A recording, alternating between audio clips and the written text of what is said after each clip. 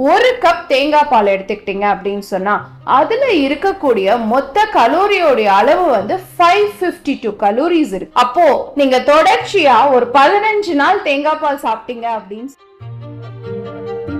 பித்தமுறும் அப்படின்னு சொல்லப்பட்டிருக்கு. அது கூடவே கரப்பான் படரும் அப்படின்னு சொல்லப்பட்டிருக்கு. அப்போ நமக்கு ஒரு தோல் பிரச்சனை இருக்கு, தோல் சார்ந்த நோய்கள் இருக்கு அப்படிங்கிறவங்க தேங்காய் அதிகமா சேர்த்திக்கணும்.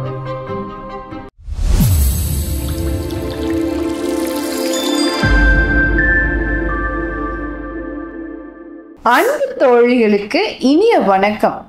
இன்னைக்கு நம்மளோட பதிவுல நம்ம பார்க்கக்கூடிய ஒரு விஷயம், நிறைய பிசிஓடி பிசிஓஎஸ் பிரச்சனை இருக்கக்கூடியவங்க, சினைப்பை நீர்க்கட்டி பிரச்சனை இருக்கக்கூடியவங்க தேங்காய் பால் எடுத்துக்கலாம், தேங்காய் பால் வந்து ரொம்ப நல்லது அப்படின்னு சொல்லப்படுது.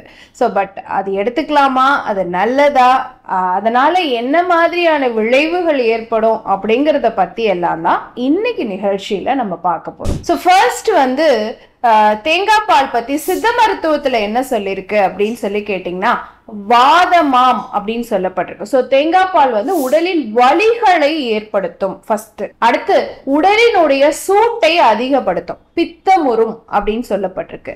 அது கூடவே கரப்பான் படரும் அப்படின்னு சொல்லப்பட்டிருக்கு. அப்போ நமக்கு ஒரு தோல் பிரச்சனை இருக்கு, தோல் சார்ந்த நோய்கள் இருக்கு அப்படிங்கிறவங்க தேங்காய் அதிகமா சேர்த்திக்கும் பொழுது அது அதிகமாயிடும்.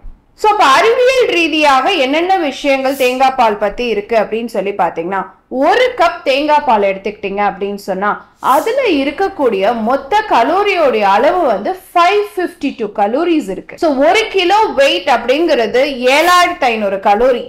அப்போ நீங்க தொடர்ச்சியா ஒரு 15 நாள் தேங்காய் பால் சாப்பிட்டீங்க அப்படின்னு சொன்னா 1 கிலோ வெயிட் ஏறிடும். ஸோ அப்போ அதுதான் வந்து அதுல இருக்கக்கூடிய ஒரு விஷயம். கூடவே அதுல கிட்டத்தட்ட ஒரு 52 கிராம்ஸ் வந்து நமக்கு கெட்ட கொழுப்பு அதுல இருக்கு. கிட்டத்தட்ட 92% வந்து அதுல இருக்கிறது எல்லாமே சேச்சுரேட்டட் ஃபேட். ஸோ அது நம்ம ரத்த குழாய்கள்ல அடைப்பை ஏற்படுத்துறதுக்கு வாய்ப்பு இருக்கு. அப்ப பிசிஓஎஸ் பேஷண்ட்ஸ் எப்படி அதை எடுத்துக்க முடியும்? அதே மாதிரி நம்மளுடைய குடல் சார்ந்த விஷயங்கள் எடுத்துக்கிட்டீங்க அப்படின்னு சொன்னா குடல் அலர்ஜி நோய் ஐபிஎஸ் வரதுக்கான வாய்ப்பு இந்த தேங்காய் பால் அதிகமா எடுக்கும் பொழுது உருவாகுது. என்ன காரணம் அப்படின்னா, நம்மளுடைய அதுல இருக்கக்கூடிய பாலியால்ஸ், மோனோசாக்கரைட்ஸ் இது எல்லாமே நம்ம உணவுல இருக்கக்கூடிய சத்து பொருள்கள் முழுமையா உறிஞ்சப்படுறத தடுக்குது.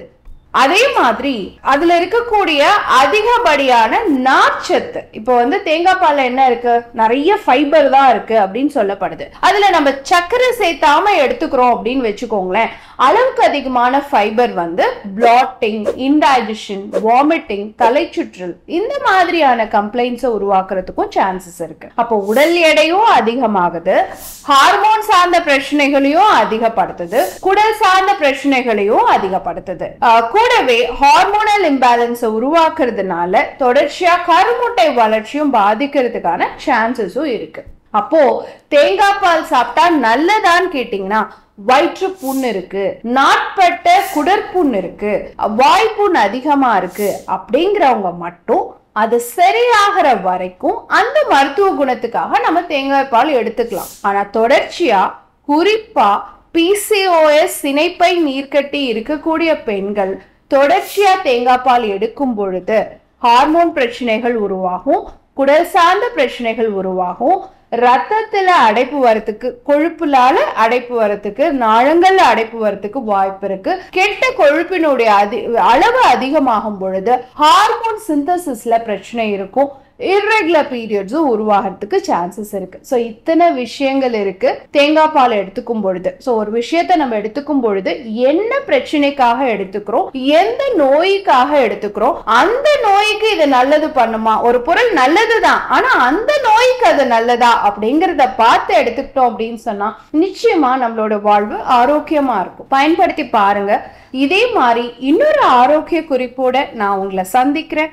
இயற்கையோடு இணைவோம், ஆரோக்கியமாக இருப்போம், ஆனந்தமாக வாழ்வோம். நன்றி, வணக்கம்.